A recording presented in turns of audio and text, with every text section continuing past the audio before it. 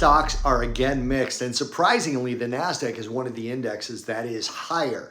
That's surprising because as I speak to you right now, NVIDIA, which released earnings yesterday, is down 2.65%. On the index side, the Russell is down 0.1%. The Dow is down 0.2%. The S&P is right at the flat line, and the NASDAQ is up a little bit more than 0.1%. Weekly jobless claims came in better than expected, as did continuing jobless claims. Pending home sales were down 0.4%, which was as expected. The 10-year note auction yesterday was described as lukewarm with a bid to cover ratio of 2.36. Non-competes were valued at just over $258 million, and the high yield was 4.255%. Right now, gold, silver, and copper are all higher, with crude oil and the US dollar lower. Bitcoin is back above 113,000.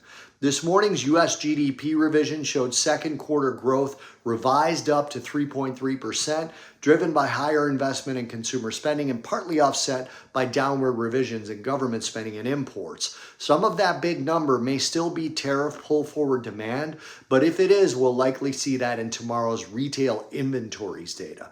Markets expect tomorrow's PCE inflation report to show stable core inflation and a slight moderation in headline inflation and steady growth in consumer spending, which will guide views on Fed policy and economic momentum within the context of Fed Chair Jerome Powell's Jackson Hole pivot. Now, looking ahead, $44 billion in 7-year notes will be auctioned this afternoon. Fed Governor Christopher Waller is also speaking this afternoon.